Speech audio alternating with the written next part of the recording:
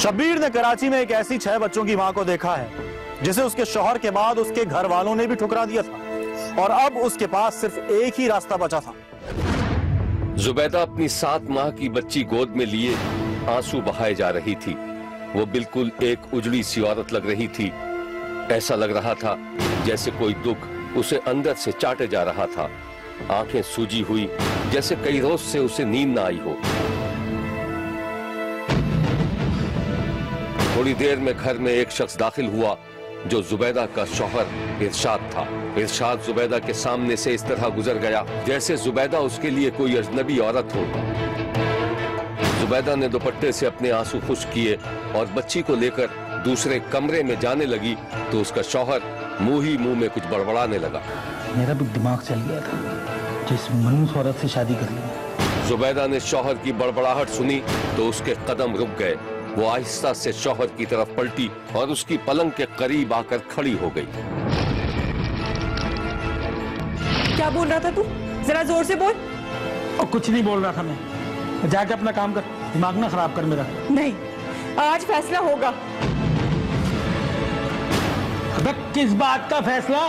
और तुझे कहा ना अपना काम कर जाके, मेरा दिमाग ना खराब कर। वरना क्या क्या कर लेगा तू? तुझे पता है घर में 3 दिन से आटा नहीं है। पता है मुझे, क्या करूं मैं? ये गलती की हद होती है इरशाद। तू चाहता है तेरे बीवी बच्चे सड़कों पे भीख मांगे? तू खुद कोई काम क्यों नहीं करता? अबे अब नहीं मिलता मुझे काम तो मैं क्या करूं? और एक बात बता, और ये बच्चे तेरे भी तो है ना, सिर्फ मेरे तो नहीं है। तू कर ले कहीं काम। अच्छा, तो अब तू चाहता है मैं घर से बाहर निकलूं? हाँ तो कौन सी कयामत आ जाएगी? तो ठीक है, मैं बाजार में खुद को बेच आऊंगी। कोई फर्क भी नहीं पड़ना तुझे। अच्छा तो ठीक है, मैं चली जाऊंगी तुझे छोड़ के। बता चली जाना, धमकियां किसको दे रही है? जा निकल यहाँ से, दिमाग खराब करके रखा हुआ है।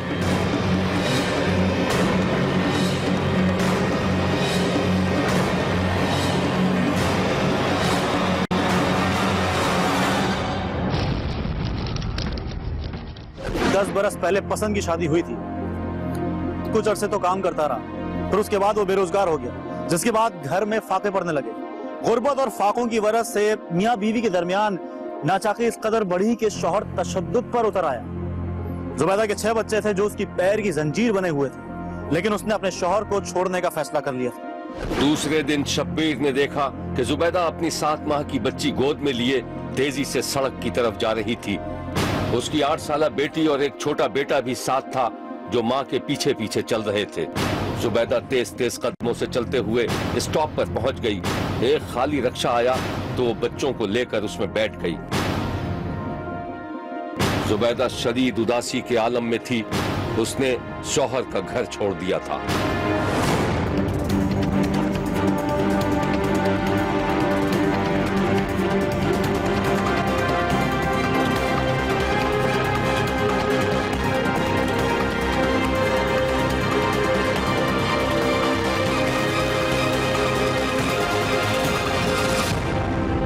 एक लंबा सफर तय करने के बाद वो चिंची रक्शे से उतरकर पैदल चलने लगी। रास्ते में शरबत वाला नजर आया तो छोटा बेटा माँ से शरबत पीने की जिद करने लगा। अम्मी शरबत पीऊंगा। बेटा नानी क्या, चलो मैं तुम्हें वहाँ बना के दूंगी। नहीं नानी, अम्मा डांटती हैं। अब थप्पड़ पड़ेगा जोर का, चलो। जुबैदा ने अपने फूल से बेटे को एक थप्पड़ लगाया तो वो सहम गया और शरबत की जिद छोड़कर माँ के पीछे पीछे चलने लगा।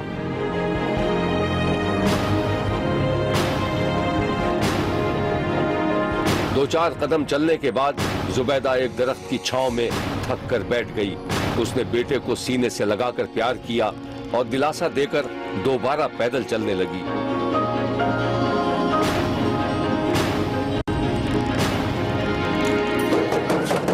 जुबैदा अपनी माँ के घर पहुंची तो दरवाजा उसके भाई ने खोला।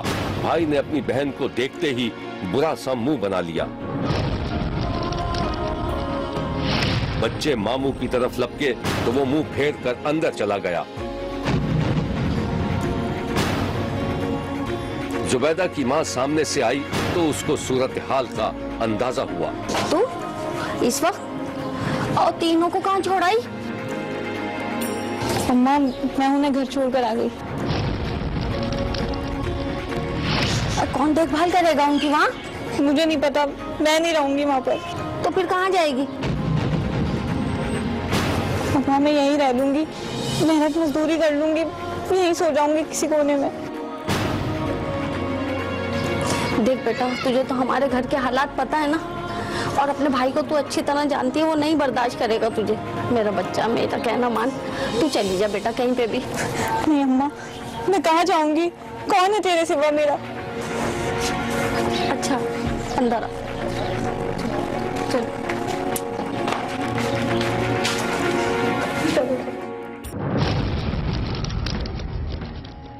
शौहर का घर छोड़ने के बाद जुबैदा के घर वालों ने भी उसे ठुकरा दिया था। जुबैदा को आर्जी तौर पर सर छुपाने की जगह तो मिल गई थी, लेकिन पसंद की शादी करने की पादाश में जुबैदा के घर वाले उससे नफरत करने लगे थे। जुबैदा अपनी माँ के घर एक कोने में अपने 3 बच्चों को सीने से लगाए सिमटी हुई पड़ी थी। उसकी समझ में नहीं आ रहा था कि वो क्या करे। इसी दौरान उसका बेटा जाग गया और भूख की शिद्दत से रोने लगा। जुबैदा बेटे को थपक कर सुलाने की कोशिश करने लगी, लेकिन बच्चा मचलता ही रहा। सो जाओ, मामू उठेगा ना तो मारेगा। मम्मी भूख लगी है, देते खाना। अच्छा अब भी सो जाओ, मैं अपने बेटे को ना सुबह पराठा बना के दूंगी। आओ मैं सुला दूं। मम्मी पेट में दर्द हो रहा है। अच्छा यहाँ बैठो, मैं आती हूँ। शोर नहीं मचाना, रोना नहीं। मामू उठा ना तो तुझे कुछ नहीं मिलेगा। जुबैदा आंखों में आंसू लिए आहिस्ता से उठी और दबे पांव बावर्ची खाने में पहुंच गई।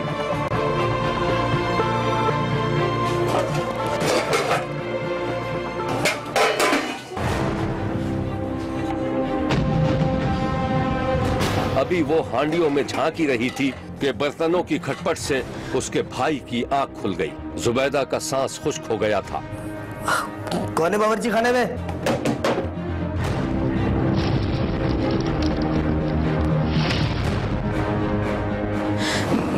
मैं हूँ भाई। तू वहाँ क्या कर रही है? वो बच्चा उठ गया, उसके लिए रोटी लेने आई थी। अच्छा अच्छा ठीक है, अम्मा ने मेरे लिए रोटी रखी है। सबने ठुकरा दी अपनी औलादों को। और हाँ, लाइट बंद कर दियो।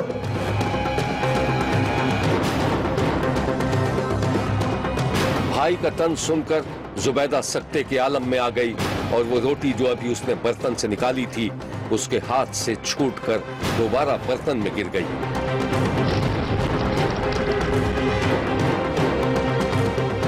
जुबैदा ने लाइट बंद की और तेजी से चलती हुई अपने बेटे के पास आ गई। बेटे ने कुछ बोलना चाहा तो जुबैदा ने उसके मुंह पर हाथ रख दिया।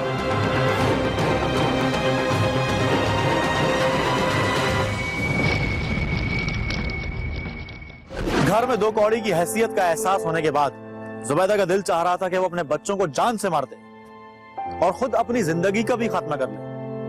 वो रात भर जागती रही और जब वो सुबह बेदार हुई तो उसका दिल कट कर रह गया। जुबैदा के भूखे प्यासे बच्चे सो रहे थे और जुबैदा को रह रहकर अपने उन 3 मासूम बच्चों का ख्याल आ रहा था जिन्हें वो शौहर के पास छोड़ कर आ गई थी।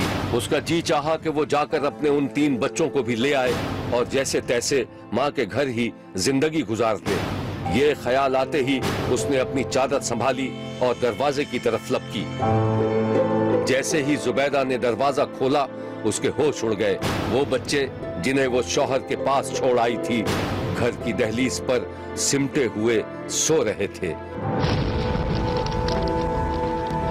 शायद उनका बाप अपना बोझ हल्का करने के लिए रात को किसी वक्त इन मासूम बच्चों को उनकी नानी के दरवाजे पर छोड़कर चला गया था और दरवाजा न खुलने पर बच्चे वहीं दहलीज पर सो गए थे। जुबैदा ने बच्चों को देखा तो दिल पकड़कर जमीन पर बैठ गई। बच्चों को छूकर देखने लगी।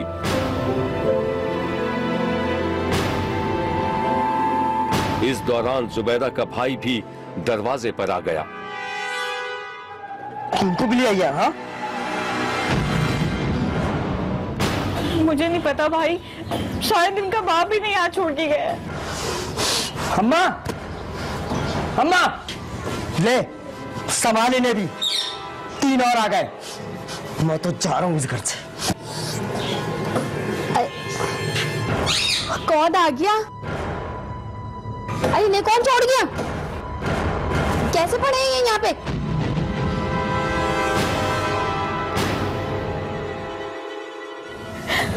अम्मा मुझे माफ कर दो।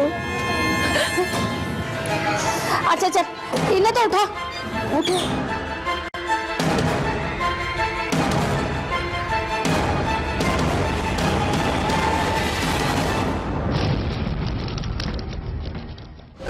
इस कहानी की मजीद तफसीलात हम आपको दिखाएंगे, लेकिन एक ब्रेक के बाद। कहीं जाइएगा मत, क्योंकि कोई देखे ना देखे, शब्बीर तो देखेगा।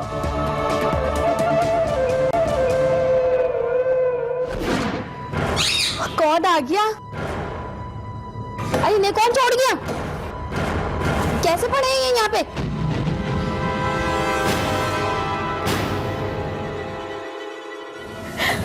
अम्मा मुझे माफ कर दो। अच्छा चल, इन्हें तो उठा, उठो।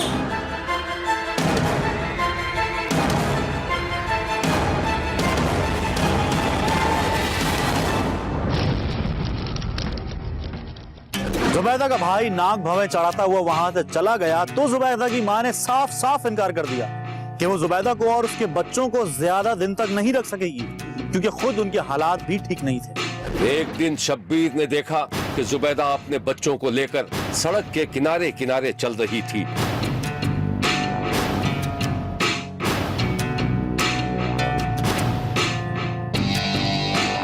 ट्रैफिक तेजी से गुजर रहा था, उसे सड़क पार करनी थी, लेकिन ट्रैफिक की वजह से वो सड़क पार नहीं कर पा रही थी। काफी दूर चलने के बाद एक जगह से उसने सड़क पार करने की कोशिश की तो हादसे का शिकार होते होते बाल बाल बच गई।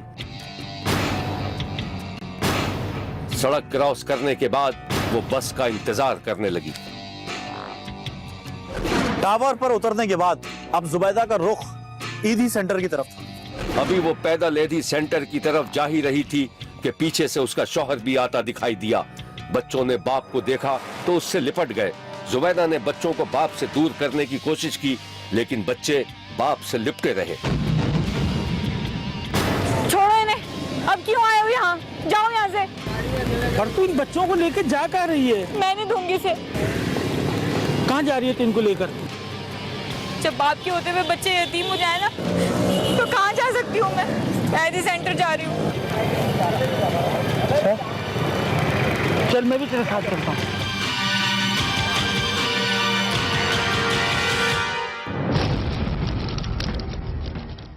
एडी सेंटर के इंचार्ज ने जुबैदा और उसके शौहर की जबानी तमाम हालात सुनकर बच्चों को अपने पास रखने का फैसला कर लिया था।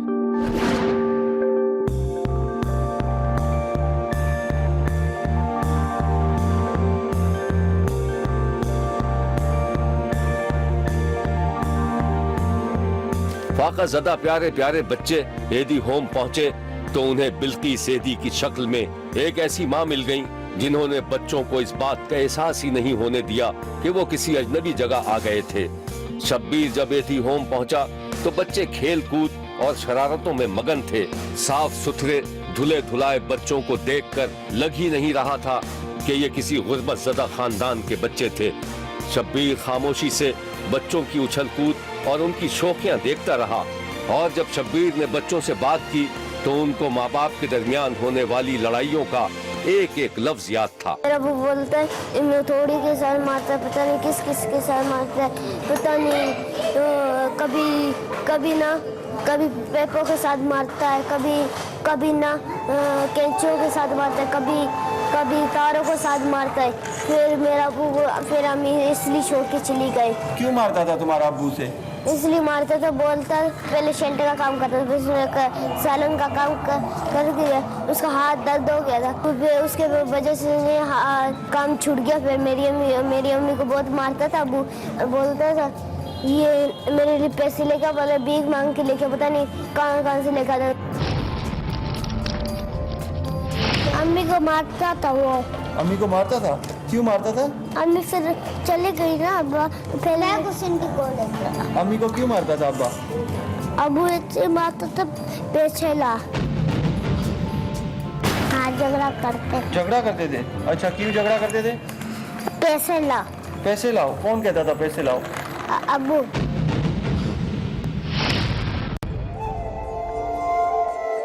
शब्बीर ने देखा कि जुबैदा के 6 बच्चों के अलावा दर्जनों बच्चों की शफीक माँ बिल्किस सेदी की आंखों से बेपनाह मसरत झलक रही थी, जैसे वो उनके अपने ही बच्चे हों। हमारे मुल्क में बस गरीबी इस वजह से है, मनसूबाबंदी नहीं है। एक बच्चा होता है या 2 बच्चे आराम से पल जाते हैं। इनको मैं अलग नहीं करूंगी और मुझे रोज फोन आते हैं, एक बच्चा दे दो, एक बच्चा दे दो। मैं बोलती हूँ इनका घर उजड़ गया है, तो आप दुआ करो कि इनका घर जुड़ जाए। और आप इनको अलग अलग करके बांटना चाहते हो, कोई खिलौने थोड़ी। ये मस्ती बहुत करते हैं ये 5 छोटे। छठी है ना वो चिकली, वो भी बहुत मस्ती करती है। मैं इनकी माँ हूँ, सब बच्चों की माँ हूँ मैं। एदी सेंटर के इंचार्ज ने जुबैदा और उसके शौहर की जबानी तमाम हालात सुनकर बच्चों को अपने पास रखने का फैसला कर लिया था।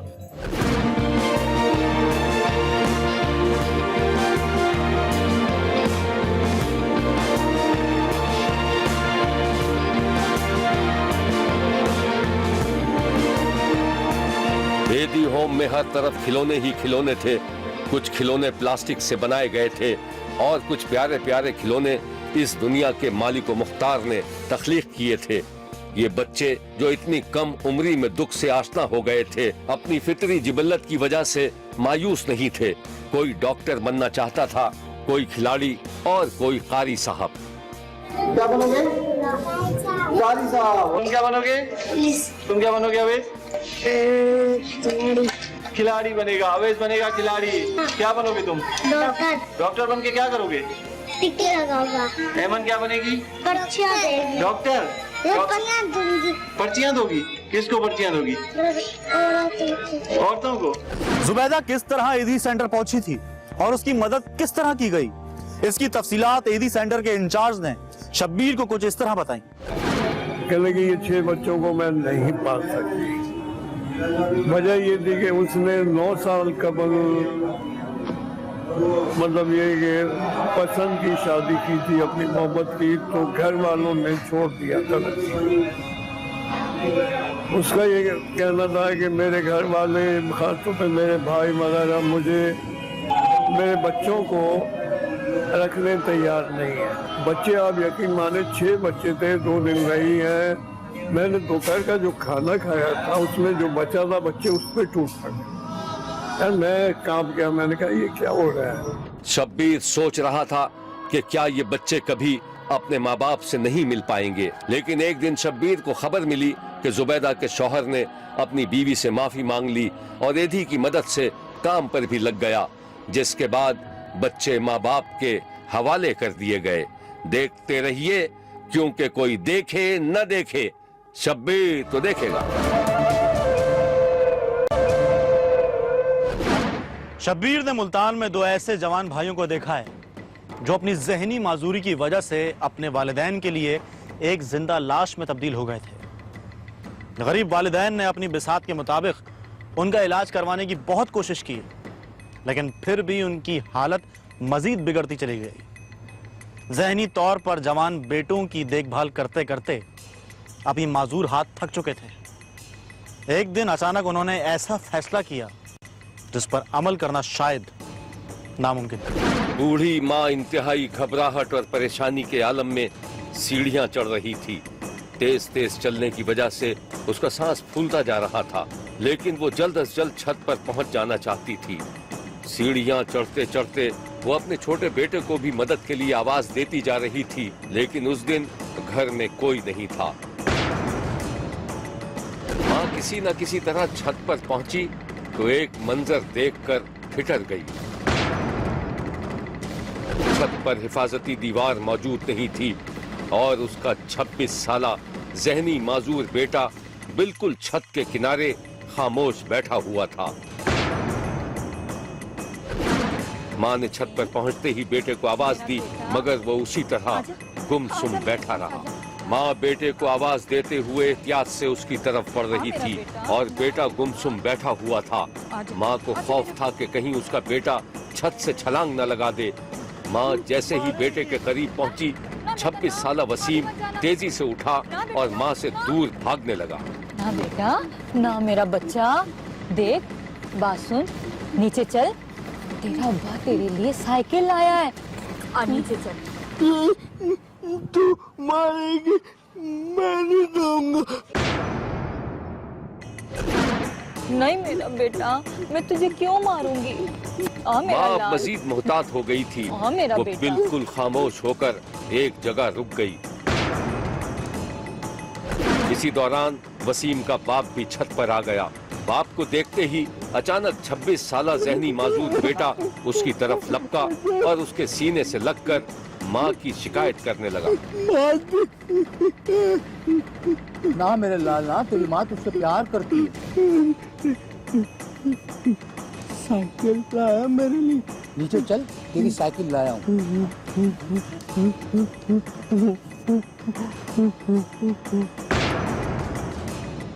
मुल्तान के इलाके गौसपुर के रिहायशी मोहम्मद रफीक की एक बेटी और 3 बेटे थे। 2 बेटे बचपन से ज़हनी तौर पर माजूर थे और जब इन दोनों को दौरा पड़ता तो इनको काबू करना किसी के बस की बात नहीं थी। बाप ने अपनी बिसात के मुताबिक इन दोनों का इलाज करवाने की बहुत कोशिश की, लेकिन बाद में इनका इलाज करवाना बंद कर दिया। एक दिन मोहम्मद रफीक अपने घर लौट रहा था कि उसकी नजर घर के पास एक नाले पर पड़ी जहां लोगों की भीड़ लगी हुई थी। रफीक तेजी से जब वहां पहुंचा तो उसकी बीवी सर पीट रही थी। रफीक का ज़हनी माजूर बेटा नाले में गिरा हुआ था और लोग उसे निकालने की कोशिश कर रहे थे। ये मंजर देखकर बाप का दिल कट कर रह गया।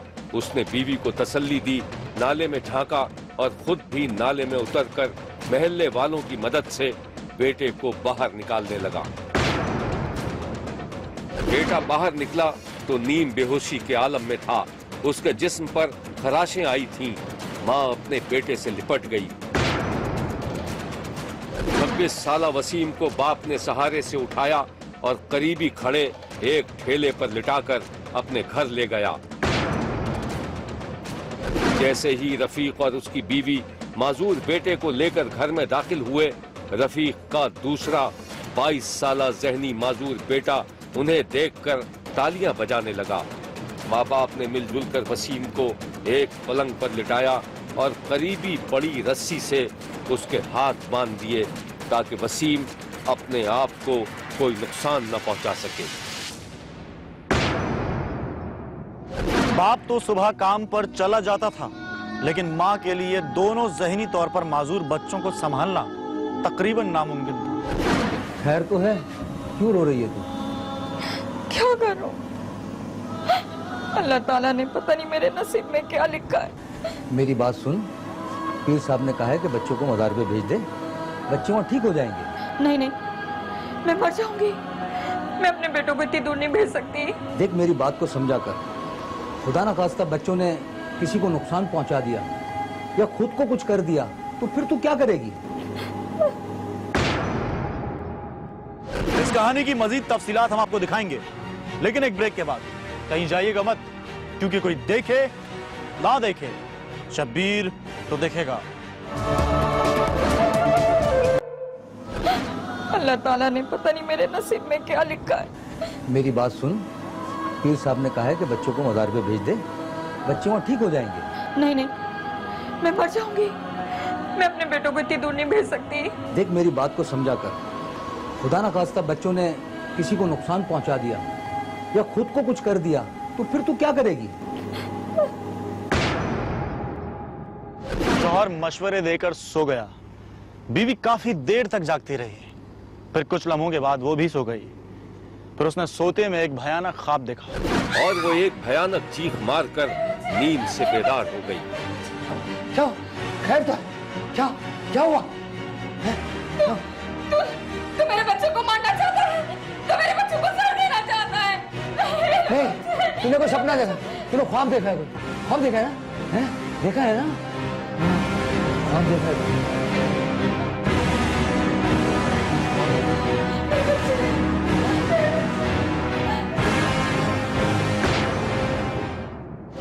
इस वाक़े के बाद ज़हनी तौर पर माजूर बच्चों के वालिदैन के पास अब कोई रास्ता नहीं बचा था। या तो वो इन बच्चों को किसी मज़ार पर छोड़ दें या किसी पागल खाने में दाखिल करवा दे, लेकिन इन वालिदैन ने जो फैसला किया उसमें आंसू और आहों के सिवा और कुछ नहीं। ले, इसमें ताला भी है, या इनको बांध दे।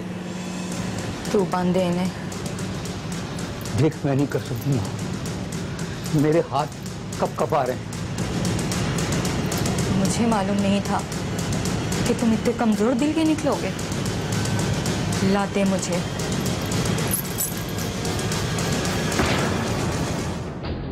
माँ हथकड़ी लेकर इस तरह आगे बढ़ रही थी जैसे कोई रोबोट हो। उसके दोनों बेटे कमरे में गुमसुम बैठे दीवारों को तक रहे थे। माँ के आने पर भी वो अपनी दुनिया में गुम रहे। माँ एक बेटे के पास गई, उसने अपने लखते जिगर की कलाई थामी और उसमें बेड़ियां पहनाकर उन्हें ताला लगा दिया। बेड़ी की जंजीर का दूसरा सिरा दीवार पर लगे खूंटे से बांध दिया। फिर वो दूसरे बेटे की तरफ गई। 22 साला अजीम थोड़ी सी सूझबूझ रखता था। माँ को देखकर मुस्कुराया और खुद अपने हाथ माँ की तरफ बढ़ा दिए। माँ की आंखों से आंसू टपकते रहे और वो दूसरे बेटे को भी बांधकर खामोशी से बाहर निकल आई। आइए अब आपको उन मासूम बच्चों के घर लेकर चलते हैं, जहां जाकर आपको ये मालूम होगा कि बच्चे अगर जवान हो और ऊपर से माजूर हो तो उन माँ बाप को कैसे कैसे जज्बाती सदमात का सामना करना पड़ता है। आप भी देखिए। ये है 26 साला वसीम, गुमसुम, हैरान, लागर और कमजोर। इसमें तो इतनी सूझबूझ भी नहीं कि वो अपने कपड़े बदल सकता।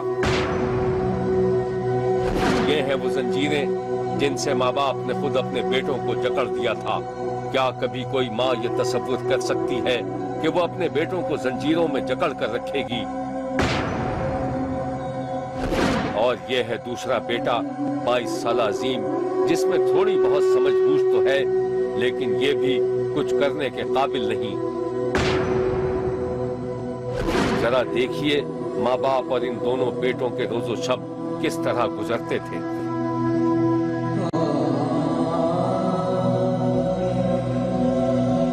कौन से माँ बाप ऐसे होंगे जो अपनी औलादों को कमरे में कैद रखें? इन बच्चों का इनके गरीब माँ बाप ने अपनी बिसात के मुताबिक इलाज भी कराया, लेकिन इन माजूर बच्चों के बाप को तो 2 वक्त की रोटी कमाना भी जुए शीर लाने के मुतरादिफ था। मेरा नाम मोहम्मद रफीक है, मैं गौसपुर में रहता हूँ।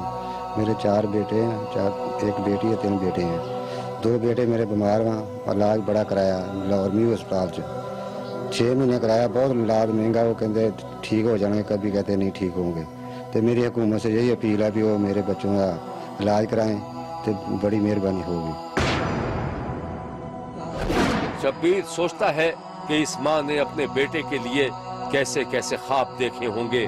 सोचा होगा उसके बेटे इलाज मालिजे से ठीक हो जाएंगे तो उनके सर पर सेहरा बांध देगी, मगर शायद ये सब कुदरत को मंजूर नहीं था। जी मेरे 4 बच्चे हैं, ये 2 सही हैं अल्लाह के करम से और 2 वो हैं सही नहीं हैं। उनका हमने बहुत इलाज कराया है, तो इलाज बहुत महंगा है। डॉक्टर कभी कहते हैं कि सही हो जाएंगे और कभी कहते हैं कि ये सही नहीं होंगे। इसलिए अब हम इलाज नहीं इनका कर सकते, क्योंकि बहुत महंगी दवाइयाँ मिलती हैं। तो हम तो मेहनत मजदूरी का काम है हमारा, इतना हमारे पास पैसा नहीं है कि हम इनका इलाज करा सकें। तो अब आप हमारी ये अपील है कि इन बच्चों के लिए कुछ अगर कर दें हमारी इमदाद, तो चलो इनका इलाज हो सके तो हमें हमारी परेशानी दूर हो जाए कुछ। इन बदनसीब वालिदैन की खुददारी का ये आलम रहा कि कभी किसी के आगे हाथ तक नहीं फैलाए। यहाँ तक के महल्ले पड़ोस वालों को भी खबर नहीं होने दी कि उनके पास बच्चों के इलाज मालजे के लिए भी पैसे नहीं थे। ਅਸੀਂ ਇਲਾਕੇ ਦੇ ਵਿੱਚ ਬਸਤੀ ਹਸਪਤਾਲ ਦੇ ਰਹਿਸੀ ਸਾਹਿਬ ਅਸਲ ਸਮਝਦੇ ਰਹੇ ਕਿ ਬੱਚੇ ਇਹਨਾਂ ਦੇ ਤਕਰੀਬਨ ਠੀਕ ਨੇ। ਜਿਹੜੇ ਬੱਚੇ ਬਾਹਰ ਇਹਨਾਂ ਦੇ ਮਿਲਦੇ ਸੀ, ਅੰਦਰ ਜਿਹੜੇ ਬੱਚੇ ਇਹਨਾਂ ਦੇ ਕੋਲ ਇਸ ਤਰ੍ਹਾਂ ਨਾਲ ਰੱਖੇ ਹੋਏ ਨੇ, ਉਹ ਅੱਜ ਸਾਨੂੰ ਇਸ ਚੀਜ਼ ਦਾ ਪਤਾ ਲੱਗਾ। ਇਹਨਾਂ ਨੇ ਅੱਜ ਤੱਕ ਸਾਨੂੰ ਕਦੇ ਵੀ ਇਹਨਾਂ ਦੇ ਵਾਲਿदैन ਨੇ ਸਾਨੂੰ नहीं ਦੱਸਿਆ। शब्बीर जब रफीक के घर से लौट रहा था तो उसकी आंखों के सामने चमकती जंजीरें थीं जिनसे 2 जवान भाई बंधे हुए थे। उस लम्हे शब्बीर को ख्याल आया कि शायद इसी को तकदीर कहते हैं। शब्बीर का कहना है कि अगर इन बच्चों का बाप साहिब हैसियत होता तो शायद उनका बेहतर इलाज मालजा मुमकिन था, मगर शब्बीर को मालूम है कि गरीबों की दाद रस्सी करने वाला कोई नहीं। किसको फुर्सत है कि इस मजबूर माँ के पास बैठकर इतना तो पूछ ले कि ऐ माँ, तेरी आंखें हर वक्त भीगी क्यों रहती हैं? देखते रहिए, क्योंकि कोई देखे न देखे, शब्बीर तो देखेगा। शब्बीर का कहना है कि वो देख रहा है और मुसलसल देखता रहेगा। मुल्क भर से मजीद कहानियों और उनकी तफसीलात के साथ फिर मुलाकात होगी। देखना ना भूलिएगा, क्योंकि कोई देखे ना देखे, शब्बीर तो देखेगा।